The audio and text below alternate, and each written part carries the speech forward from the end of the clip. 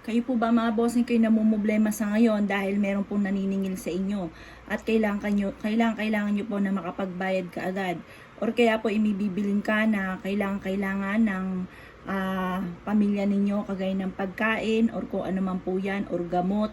Ngayon pa mga bossing ko, ito ay subukan ninyong gawin mga bossing ko. Magsindi ka mga bossing ko ng dilaw na kandila kasi ang dilaw mga bossing ko ay nag-a-attract ito ng kasaganahan ng pera mga bossing.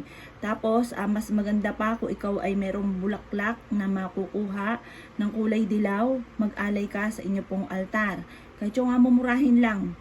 Ngayon pa mga bossing, kasi ang dilaw sa altar at dilaw na kandila ay nag-a-attract ng swerte sa pera. Ngayon, gawin nyo po ay ganito mga bossing ko. Magsulat po kayo ng magkanong amount na ninanais ninyo. Halimbawa po, kailangan ko ng 7 million. Siyempre, magwi-wish ka rin naman, lubos-lubosin nyo na mga bossing. Dahil kailangan nyo ng bumili ng gamot or kaya po kailangan nyo po ng bumili ng pagkain, kailangan nyo po ng labis-labis na blessing para hindi ka na lang lagi na mumblema tungkol sa usapin ng pera. Ganun po ang inyo pong laging sasabihin.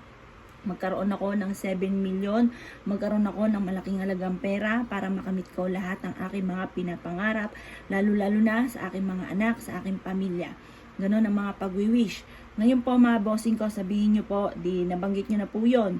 Sasabihin ko, magkaroon ako ng,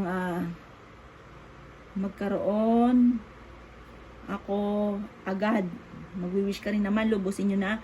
Magkaroon ako agad ng 7 million. Tapos sabihin nyo po dito, magkaroon ka ng masaganang pamumuhay at kailanman hindi ka na mamumblema tungkol sa usapin ng pera.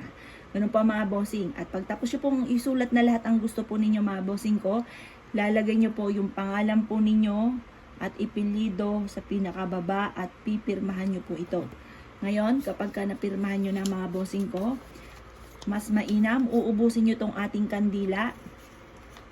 At yan po mga bossing ko ay magbibigay ng liwanag tungo sa ating tagumpay.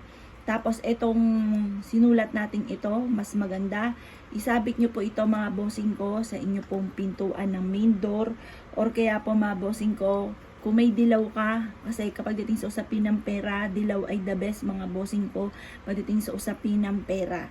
Kung may dilaw na sinulid or tali, itali nyo po ito mga bossing ko sa inyo pong main door. Para ito po ay panawagan para kaagad kang magkaroon ng pera at hindi ka lagi namumblema tungkol sa usapin ng pera. Or kaya po mga bossing ko, maglagay ka ng isang mangkukan na panay barya at ialay nyo po ito sa inyo pong altar. Ang dulot po niyan ay napakaswerte. Ilagay nyo po yung mangkukang barya sa inyo pong altar mga bossing ko. Swerte ang dulot po niyan. Or kaya pag-aalay sa mga spirit, maglagay ka ng kahit anong klase ng alak o red wine dyan sa inyo pong altar. Alay po yan para lagi magkaroon ng masaganang pamumuhay, para hindi ka lagi namumblema tungkol sa usapin ng pera. Subok na po ito, napakaswerte nito mga bossing, kaya ako ikinaniniwala at naisyo po itong gawin. Good luck po sa inyo pong lahat.